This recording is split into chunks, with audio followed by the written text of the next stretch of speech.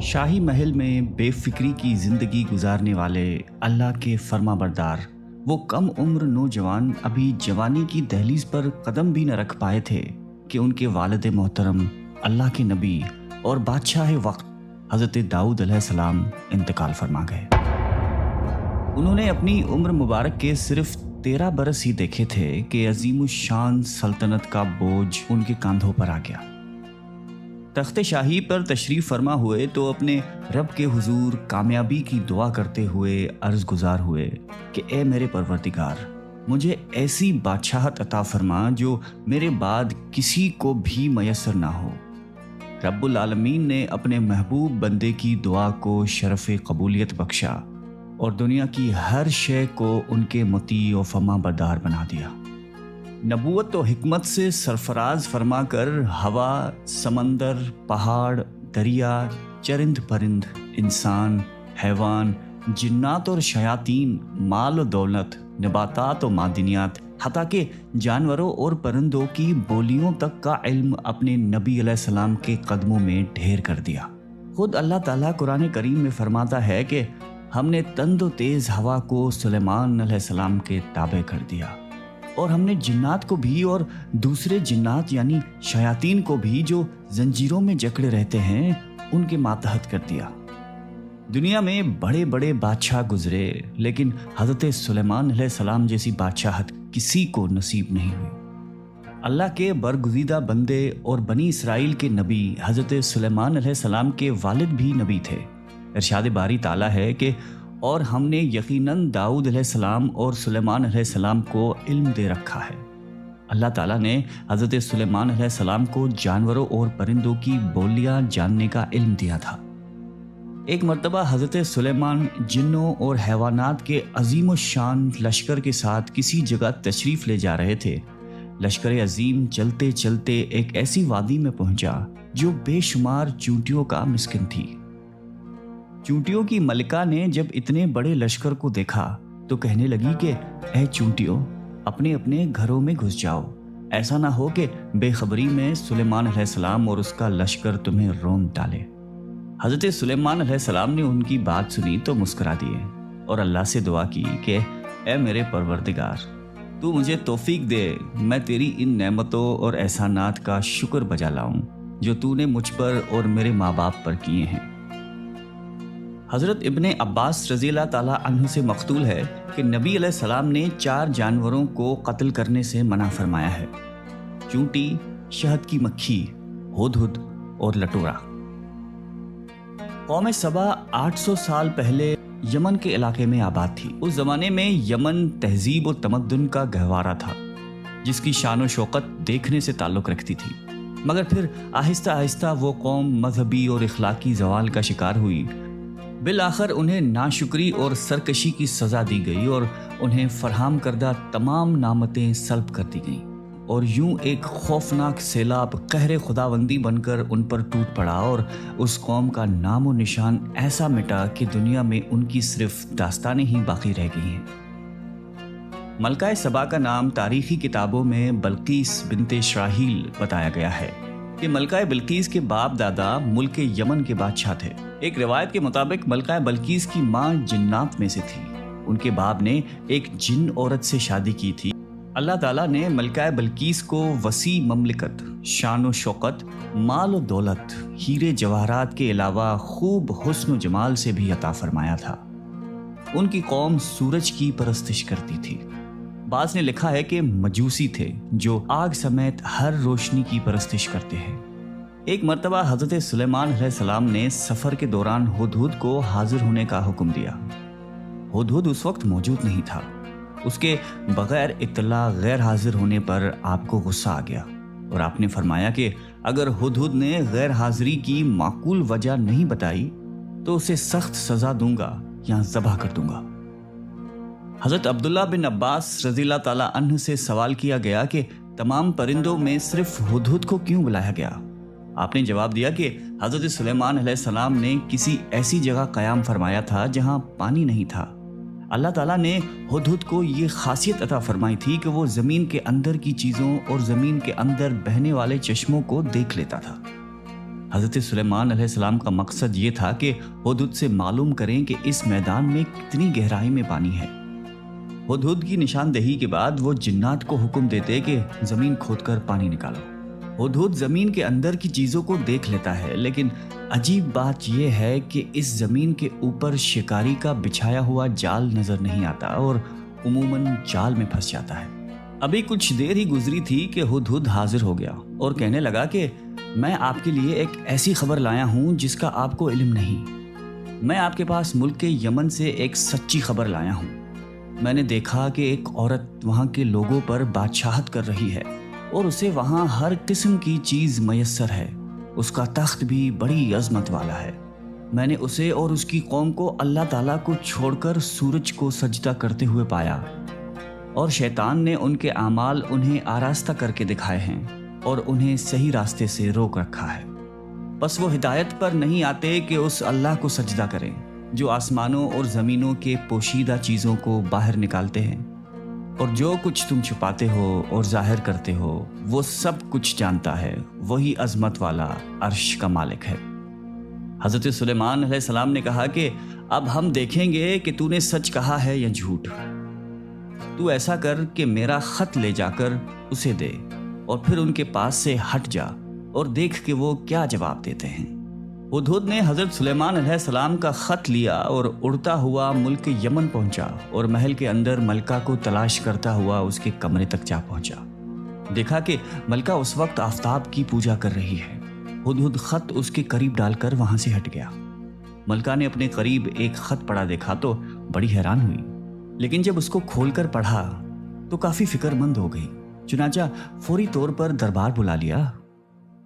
تمام درباری تجسس بھری نگاہوں سے ملکہ کی طرف دیکھ رہے تھے اور بے چینی سے منتظر تھے کہ آخر ملکہ عالیہ کی اچانک ہنگامی اجلاس طلب کرنے کی وجہ کیا ہو سکتی ہے۔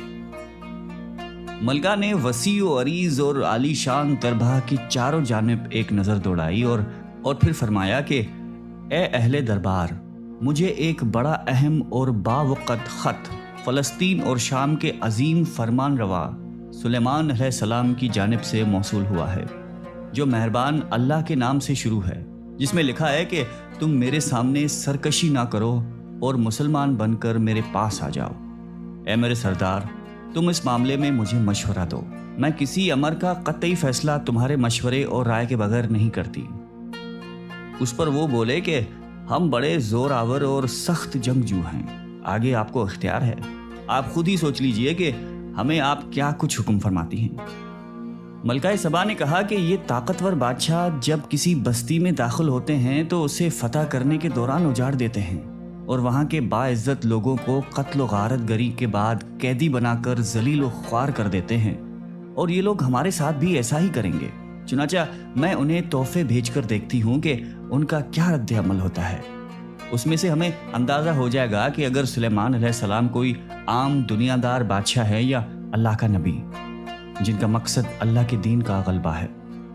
اگر انہوں نے ہمارے یہ تحفے قبول نہیں کیے تو یقیناً ان کا مقصد دین الہی کی سربلندی ہے۔ اسرائیلی روایات کے مطابق ملکہ بلقیس نے جو تحائف دربار سلیمانی علیہ السلام میں بھیجے، ان میں سونے چاندی کی اینٹیں، قیمتی موتی جواہرات، 100 حسین ترین کنیزیں، 100 غلام اور ملکہ کی جانب سے ایک خط شامل تھا۔ اللہ تعالیٰ نے اپنے نبی کو ان تحائف کی تفصیل وحی کے ذریعے پہلے ہی بتا دی تھی۔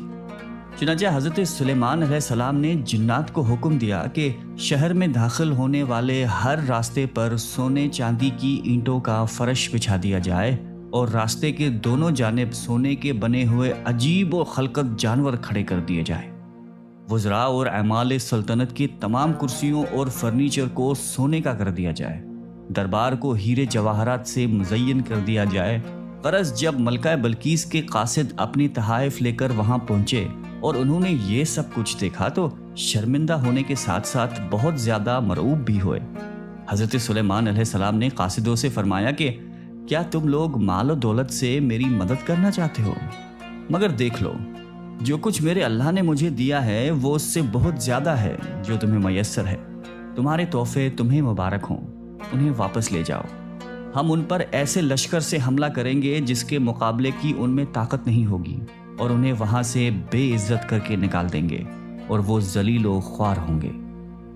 قاصد اپنے ملک پہنچے اور حضرت سلیمان علیہ السلام کے سخت ترین پیغام کے علاوہ دربار سلیمانی کا آنکھوں دیکھا حال ملکہ کو بتایا۔ ملکہ بلقیس ایک سمجھدار، دانا اور جہان دیدہ عورت تھیں۔ فوراً سمجھ گئیں کہ یہ کوئی عام بادشاہ نہیں بلکہ واقعی اللہ کے نبی ہیں۔ لہذا اپنے ملک کو جنگ سے بچانے کے لیے انہوں نے بھی بنفس نفیس حضرت سلیمان علیہ السلام کی دربار میں حاضر ہو کر اپنی اطاعت کا یقین دلانے کا فیصلہ کیا، اور ایک دن اپنے مصاحبین کی ایک جماعت کے ساتھ ملک شام کی جانب روانہ ہوئی۔ ملکہ ابھی راستے میں ہی تھی کہ اللہ تعالیٰ نے حضرت سلیمان علیہ السلام کو وحی کے ذریعے بتا دیا کہ ملکہ بلقیس تمہاری فرمان بردار بن کر حاضر ہو رہی ہے۔ یہ موقع تھا کہ جب حضرت سلیمان علیہ السلام نے ملکہ اور اس کے مصاحبین کو مزید شان اعجازی دکھانے کا فیصلہ کیا، تاکہ وہ جان سکے کہ اللہ کے نیک لوگ شان و مرتبے میں کفار سے کہیں زیادہ طاقتور اور باکمال ہوتے ہیں۔ آپ علیہ السلام نے اپنی دربار میں فرمایا کہ اے سردارو، تم میں سے کوئی ایسا ہے جو ان کے پہنچنے سے پہلے ملکہ کا تخت ہمارے پاس حاضر کر دے؟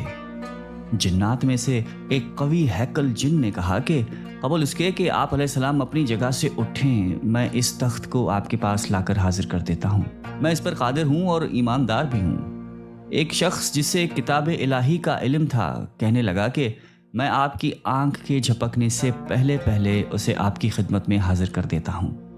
جب آپ نے اسے اپنے پاس موجود پایا تو کہنے لگے، ھذا من فضل ربی، یہ سب میرے رب کا فضل ہے تاکہ وہ مجھے آزمائے کہ میں شکر گزاری کرتا ہوں یا کفران نعمت، اور جو شکر کرتا ہے تو اپنے ہی فائدے کے لیے کرتا ہے۔ وہ اہل کتاب کون تھا اور وہ کتاب کون سی تھی اور وہ علم کیا تھا جس کے زور پر یہ دعویٰ کیا گیا کہ پلک جھپکتے ہی تخت کو حاضر کر دوں گا، اور ایسا ہی ہوا۔ اس میں مفسرین کے مختلف اقوال ہیں، جبکہ مذکورہ تینوں سوالوں کی پوری حقیقت تو اللہ تعالیٰ ہی جانتا ہے۔ یہاں قرآن کریم کے الفاظ سے جو معلوم ہوتا ہے وہ اتنا ہی ہے کہ وہ کوئی انسان تھا جس کے پاس کتاب الہی کا علم تھا۔ اللہ تعالیٰ نے کرامت اور اعجاز کے طور پر اسے یہ قدرت دے دی کہ وہ پلک جھپکتے ہی تخت لے کر آ گیا۔ کرامات اور معجزہ نام ہی ایسے کاموں کا ہے جو ظاہری اسباب اور امور عادیہ کے یکسر خلاف ہوں، اور وہ اللہ تعالیٰ کی قدرت اور مشیت ہی سے ظہور پذیر ہوتی ہیں۔ اس لیے نہ شخصی قوت قابل تعجب ہے اور نہ ہی اس علم کا سراغ لگانے کی ضرورت ہے۔ اللہ تعالیٰ نے ظاہری طور پر ایک شخص سے یہ کام لیا، ورنہ حقیقت میں تو مشیت الہی کی ہی کار فرمائی ہے کہ چشم زدن میں جو چاہے کر سکے، اور حضرت سلیمان علیہ السلام بھی اس حقیقت سے پوری طرح آگاہ تھے۔ یہی وجہ تھی کہ جب انہوں نے تخت کو اپنے سامنے پایا تو اسے فضل ربی سے تعبیر کیا۔ حضرت سلیمان علیہ السلام نے ملکہ سبا کا امتحان لینے کے لیے ان کے تخت میں کچھ رد و بدل کروا دیا۔ جب وہ آئیں تو ان سے پوچھا کہ کیا تمہارا تخت بھی اسی طرح کا ہے؟ ملکہ نے کہا کہ یہ تو گویا ہو بہو وہی ہے، اور ہمیں تو پہلے ہی سے معلوم ہو گیا تھا اور ہم فرمان بردار ہو چکے تھے۔ ملکہ بلقیس کے آنے سے پہلے حضرت سلیمان علیہ السلام نے ایک ایسی عجیب و غریب عمارت بنانے کا حکم دیا جس میں نہایتی شفاف شیشہ استعمال کیا گیا تھا۔ اس شیش محل کے صحن میں ایک نہایتی شاندار حوض بنوایا جس کے بہتے پانی میں مچھلیاں اور دیگر آبی جانور بھر کر اسے شیشے سے پاٹ دیا گیا۔ شیشہ اس قدر شفاف تھا کہ ظاہری نظر میں کوئی پہچان ہی نہیں سکتا تھا کہ پانی کے اوپر شیشے کا فرش ہے۔ محل کی بناوٹ ایسی تھی کہ محل کے اندر جانے کے لیے اس پر سے گزرنا لازم تھا۔ یہ سب کچھ کرنے کا مقصد یہ تھا کہ حضرت سلیمان علیہ السلام چاہتے تھے کہ ملکہ بلقیس کو نبوت کے اعجاز و شان دکھانے کے علاوہ انہیں اپنی عظیم و شان سلطنت کی ظاہری شان و شوکت کی ایک جھلک بھی دکھا دی جائے، تاکہ ملکہ کو حضرت سلیمان علیہ السلام کی ظاہری و باطنی شان و شوکت اور دینی اور دنیائی جاہ و جلال کا اندازہ ہو جائے۔ نیز اللہ تعالیٰ نے اپنے نبی حضرت سلیمان علیہ السلام کو تاریخ انسانیت میں جو ممتاز مقام عطا فرمایا وہ قوم سبا کی ملکہ عالیہ اور مملکت یمن کے فرمان روا اور مصاحبین نے اپنی آنکھوں سے دیکھ لیا۔ استقبالیہ تقریب کے اختتام پر حضرت سلیمان علیہ السلام نے ملکہ بلقیس کو محل کے اس مخصوص حصے کی جانب چلنے کی دعوت دی جو جنات کے ذریعے خصوصی طور پر ملکہ کے لیے تیار کروایا گیا تھا۔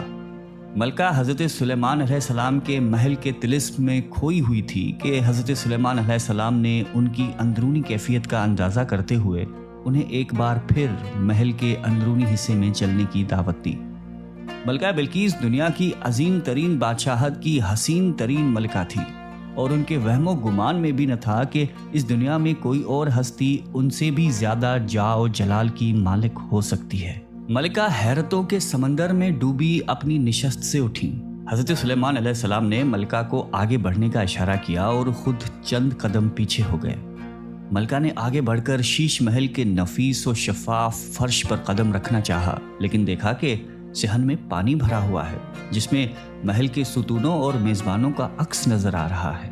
تو ملکہ نے سوچا کہ شاید پانی سے گزر کر آگے جانا بھی اس ملک کی کوئی استقبالیہ رسم ہوگی۔